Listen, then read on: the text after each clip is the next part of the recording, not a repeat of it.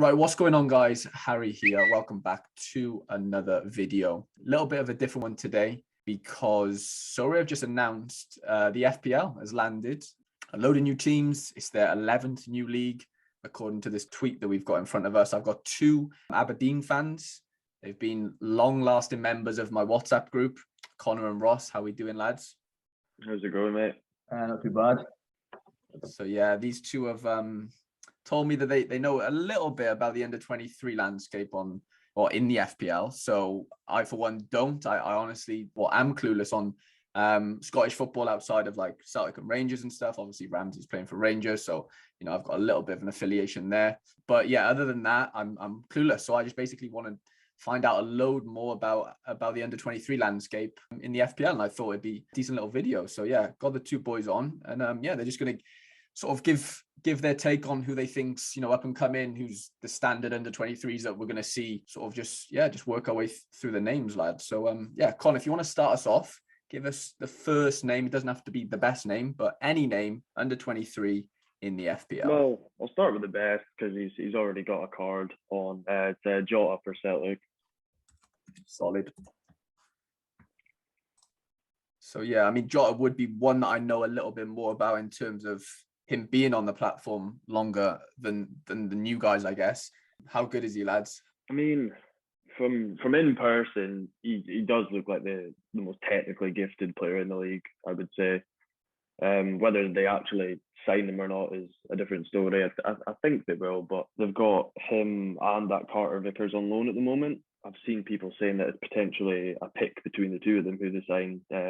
Finance-wise, I mean, he's torn us apart multiple times this year, and if he stays injury-free, he's definitely one of the better players in the league. Yeah, he'd be player of the season for me, I think. I think the only thing is that he's on loan from Benfica, but they do have a option to buy in the deal. Obviously, Celtic are going to want to exercise that, but I'm not sure if Jota does want to stay at Celtic. I don't know if he wants to go back to Benfica and fight for his place. If he does go back to Benfica, might see a lot less game time, but if he does stay at Celtic, he's got to be a great pickup. Yeah, because doesn't he take set pieces as well? Yeah, he's on some corners, is he? Yeah, I've seen him take corners quite often. Who do you think they need more, as in Carter Vickers or Jota, if you were sort of Celtic? I mean, probably Carter Vickers, to be honest.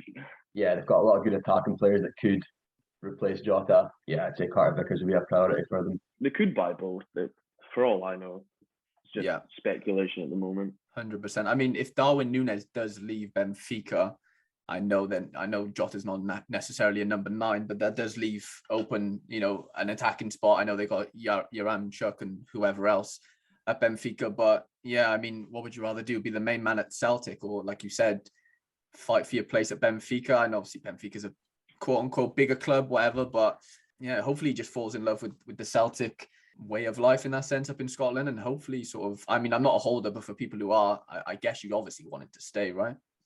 That's it, yeah. If Celtic do get Champions League as well, that could possibly sway him. So if they do win the league, I think they're going to get a automatic spot in the groups, unless Villarreal win the Champions League or something. So it's looking likely that they'll get Champions League.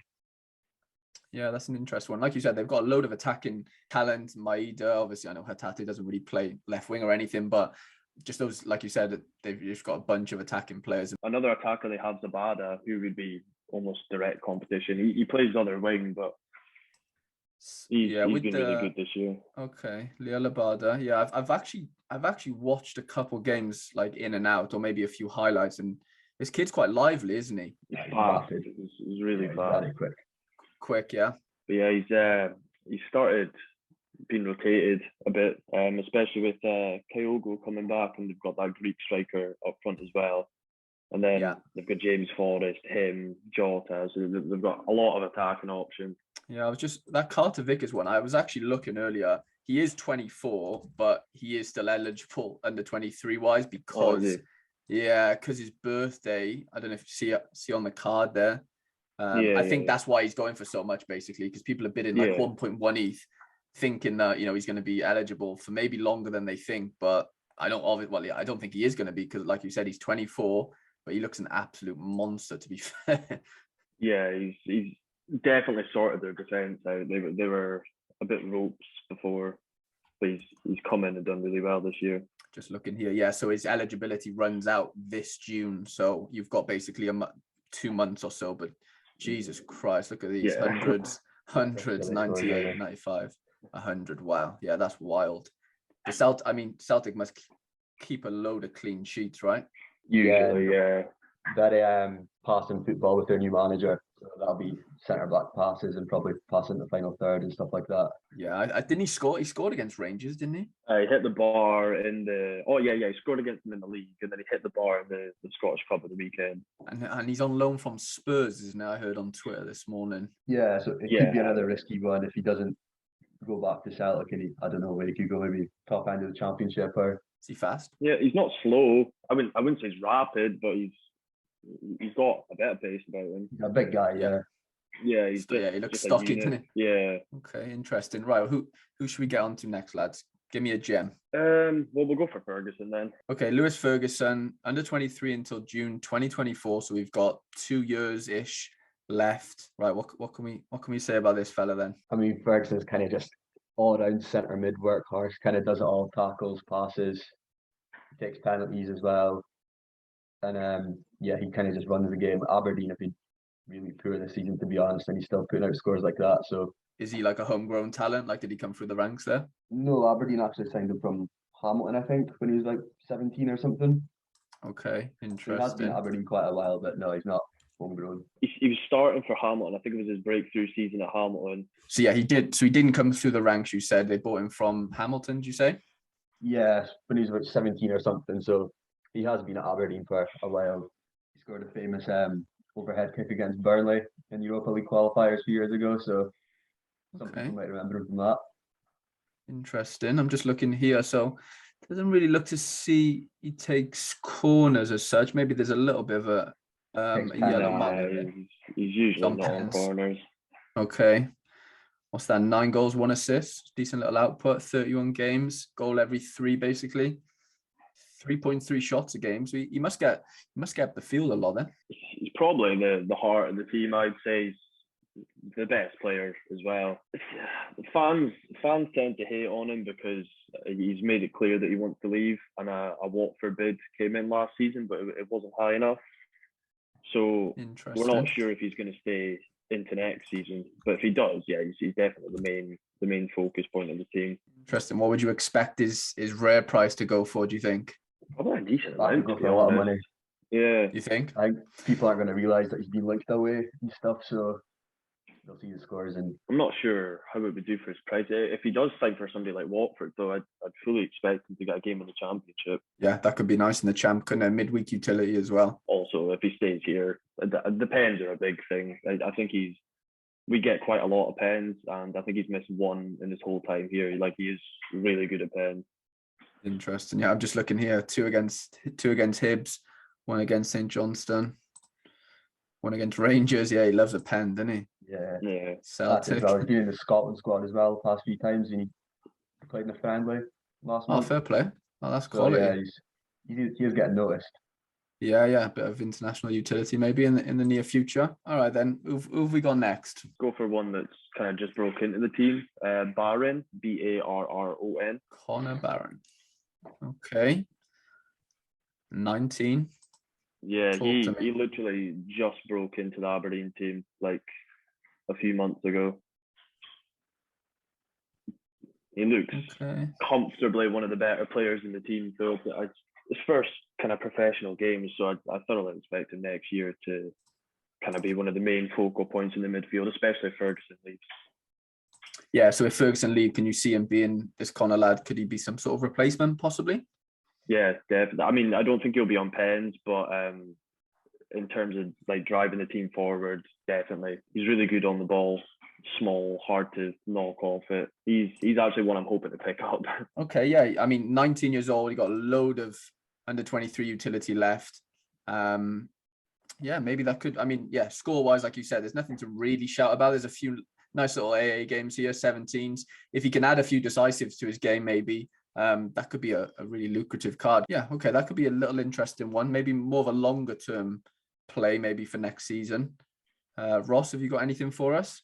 Yeah, well, I think he could probably go under the radar because of them scores so far. Going by the eye test, he's really impressed. He's got man of the match in quite a few of the games he has played. So I think it's, like you say, more of a long-term thing. But This is one I put down, but I was a bit skeptical because I'm not sure if he actually is going to start much now. But his name's O'Reilly. He came from MK Dons and he plays for Celtic. Matthew O'Reilly. Yeah, he came in and he seemed to play really well, and then he got injured, and that's him just coming back now. So be interested to see if he manages to break back into the team because they have been playing well, Celtic. What position is he? He's like a centre mid. Okay. I've seen him either side. Set pieces or anything? I've seen him take corners in a few of the European games. Okay.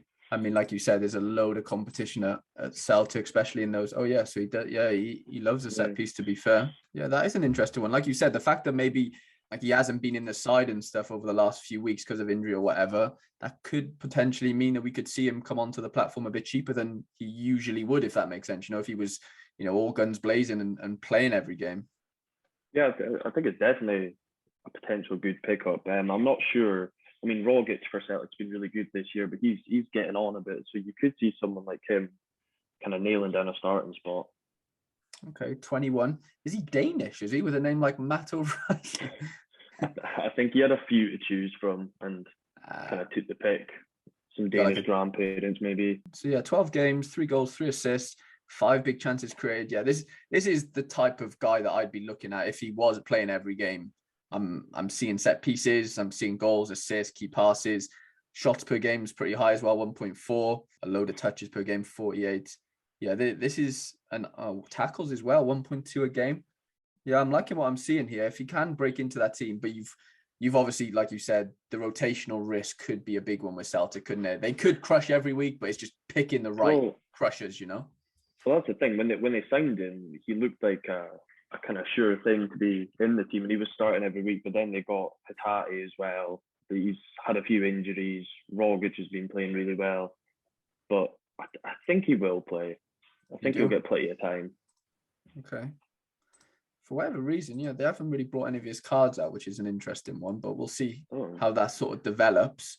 But yeah, definitely one to keep an eye on there. I really like the look of those sort of fundamentals in terms of the set pieces, the key passes and stuff. A very SO5 friendly player there, looks like, for sure. All right, then what have we got next? Another one almost in the exact same bracket as in David Turnbull. Yeah, I've heard of this guy's name, to be fair. Yeah, someone he'll be competing with. Very similar players? I'd say quite similar, yeah. Jesus Christ. Again, just riddled with injuries. What, hamstrings or knees? Or neither? I couldn't tell you. I think it's kind of just, he did have a big injury when he signed. I think he was away to sign for Celtic and he got a really big injury. So he stayed at Motherwell and then signed for Celtic. Or the other way around, signed for Celtic and had like a year out. He was an absolute monster last year for them when they weren't the best. Just looking here, set pieces again, 21 games this season, 5 assists, 5 goals. I'd say Turnbull's probably more likely for a decisive than O'Reilly. He gets forward more and creates more chances, I'd say. Both footed as well. That's huge. Yeah, again, this, like you said, almost looks like a carbon copy of the Matt O'Reilly situation, especially on SofaScore in terms of the heat map and stuff. But his Sorare scores are 10 times better in terms of how many. The dark greens are ridiculous, really, aren't they? 93s, 100, 92. But that's with like one decisive as well, which is big, really, isn't it? AA score of 31, AA score of 50. What is this guy doing? Jesus. Yeah, he's a monster. He could be an absolute monster. Does he have a card? Yeah, I imagine he'll be getting back in the team and being a regular soon. Yeah. Yeah, he does have a card. Jesus. Oh, and he has his unique up as well. Wow. Yeah, that could go. So rare aren't stupid, are they? So rare aren't stupid. All right, then, lads, what have we got up next? Although they're not on the game, I can give you a few Rangers just in case it ever does happen. So we'll go for Calvin Bassey. Calvin Bassey. And I didn't think much of him to start with, but he's starting at centre back now for them. He was a left back when I didn't really rate him, and he seems to be quite solid this season. I'm not overly too sure what the Rangers situation is and how long this kind of conflict is. Like, if it's just a one season thing or if they're just not going to get involved at all. Yeah, this is what's baffling me a little bit in terms of like, obviously they've released them at the end of the season. It's like, it's not really fair, is it? In the sense of like the 5% season bonus is going to be nil and void effectively if they bring out, the new season Scottish Prem cards when the new season happens. I just don't think that's, maybe we only have them for a year. No one, I guess nobody really knows the ins and outs of the contract and all that sort of situation. But yeah, don't you think that's a little bit unfair? Strange, considering there's only 5 games left. Mm-hmm. So to me, there wouldn't have been a point. And there was rumoured that we had the deal ages ago because there was obviously the Celtic leaks on Sorare. So it's almost like they've held off on releasing them. Yeah, super strange. That is 2 assists, no goals. Obviously, like you said, been playing heavily at centre back. His heat map shows obviously a lot on the left as well. So I'm guessing he's played both this season, right? Yeah. Yeah. Yeah. Okay. I think when he started at left back, he didn't look as good because he's not as good going forward. And the way Rangers play, it's a bit like Liverpool with attacking fullbacks. So he didn't shine as much, but at centre back, he has done a lot better. So I can imagine him staying there from now on. Okay, interesting. That's a nice little one to think about. If, like you said, if they do come on, have you got someone that's already on? Maybe that obviously have got released today. Well, we'll go for Levitt since he's one that you knew. The Welsh boy. Okay, Dylan Levitt. What do we think of him? He's someone I used to sign on FM all the time. He was a free agent that I used to pick up. When we played them, he absolutely bossed us. But again, I think he is another one that's kind of injury prone. Yeah, on loan from United. Okay, interesting one. I mean, if he does end up back there, they could potentially have. I'm not sure how much midweek utility, but they could qualify for the Europa League or Conference. Dundee United. Okay, interesting with Big Tony Watt. Yeah. Dundee United stack there. Yeah. Okay, yeah, that's decent. 21 as well, so he's got a load of utility left. Takes corners, which is a big thing for an under 23 lad in a team like Dundee. Okay, 2 goals, 1 assist, 3 big chances created, 1.4 key passes. So yeah, I imagine maybe if he does go back next season, obviously he would have known the league a little bit better. You'd hope that his output could maybe increase and stuff, and maybe he does go away with Wales if we do end up making it and beating you lads to World Cup qualification. I don't think he's going to start, to be honest, but I think it looks like a great little addition off the bench. And I mean, we don't know what's going to go on with United next season, but I'd like to bet that Levitt isn't going to be involved in a United setup next season. But who are we to really say that? But okay, yeah, that's an interesting one. I'd be interested to see what his price comes in at. To be honest, I'd like to pick one up just because of the Welsh situation, and I try and collect all the Welsh lads. I don't have them all, but I have obviously a couple in the gallery. But yeah, it'd be interesting to see what. I don't think he'd be that expensive, to be completely honest. No, I don't think so either. I think the DMPs will put a lot of people up, won't they? Yeah, 100%. And obviously the league's ending, so that doesn't help, does it? With prices. Okay. Found about a lot of these Scottish players is a lot of them are like one for the futures that are not as Celtic or Rangers. Obviously they're the big scorers, but I think there's a lot of kind of profit that if you want to trade about with these under 23s in Scotland, that's really where the main money for the lower under 23s would be, I would say. Mm-hmm. So more of a longer term player. Yeah, because like yourself, if you're not playing for Celtic or Rangers, you're not going to be getting those massive scores week in, week out. So like for people who don't know, who are watching, like Celtic and Rangers are like the 2 teams in Scotland, basically, as these guys will tell you. And yeah, anything below that is just like a dog race, basically, isn't it? To sort of scrap for those, 3rd, 4th, 5th positions. Is there much between like 3rd and bottom, really? I mean, there obviously is going to be, but you know what I'm saying? Like, is there that much of a gap, if that makes sense? Well, this season Hearts were much better, but then below that, there's not many points splitting up 4th to about 10th. Yeah, I mean, Aberdeen have been 3rd, 4th for 8, 9 years consistently, and I think we're 10th or 9th this year. So the swing can happen pretty quickly. Yeah, that's interesting. Yeah, so like I said, for those who are watching, basically any good player in Scotland want to play for Celtic and Rangers. And like you said, maybe the play with the under 23 lads outside of Celtic and Rangers is the long-term situation. Do they potentially might get signed by one of those 2 clubs in the future, and then go on to score, those dark greens. But like Connor was saying, it seems like if you're not playing for those 2 clubs and you're an under 23 lad, you know, you're not going to score crazy well, but like you said, there could be potential to profit in the future if a move does happen. Well, your perfect example of that's Turnbull. He was playing really well for Motherwell, and then got signed up for Celtic and was just carried it on. So if you get him 100%. when he plays for Motherwell, then you're getting a discount. He's a really good player. 100%. It's just finding that little gem, isn't it, before he sort of rockets and starts doing the business. All right, we'll end on one more. Either one of you, doesn't matter who. Give me one more lad who's obviously, you know, got released today that you're a little bit excited about in terms of under 23s. We'll go for Melkerson from Hibs. Oh yeah, Elias. Okay. So yeah, Hibs just signed him in January from Bodo Glimt, who've been doing well in the Conference League. So for Hibs, he's obviously not started very well, but if you look at his record at Bodo Glimt, I think he got about 17 goals. Oh 5 Jesus. assists last season. Like he Bossed did it. very well. So you can see why Hibs have signed him. How much they pay for him? Don't give us too much, couple $100,000, I think. Okay. Nothing crazy. Yeah, 420 here. Okay. I think he scored in the Scottish Cup. Yeah, I see there he scored 2 there. So that's not shown on the Sorare data. It's not covered, but Of course, yeah. I think that's another one, like Connor was saying, could be one for the future if once he settles into Hibs. Yeah, just looking here. Yeah, 2 in the cup against Motherwell. See if we can find his. Yeah, so here we go. Goal, pen. Jesus, he was on penalties for his club at 19 years old. Yeah, that's a bit of a big thing. They've obviously put a lot of trust in him. And But Hibs have just sacked their manager. I think it was yesterday. So you could see a new manager coming in and instantly making him part of the starting team.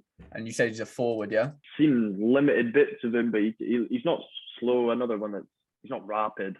Yeah, just a good finisher. Yeah, 2 goals we got about were just good finishers, weren't they? Interesting. Yeah, that could be another under the radar one, lads, for sure. That could be a very valuable one in terms of if he can start scoring goals like he did in the Norwegian league. Jesus Christ, there could be a bit of a gem on your hands there. If you're wanting a more current one, though, Anderson could be up there. Like he's scored quite a few goals this year. Brucey boy.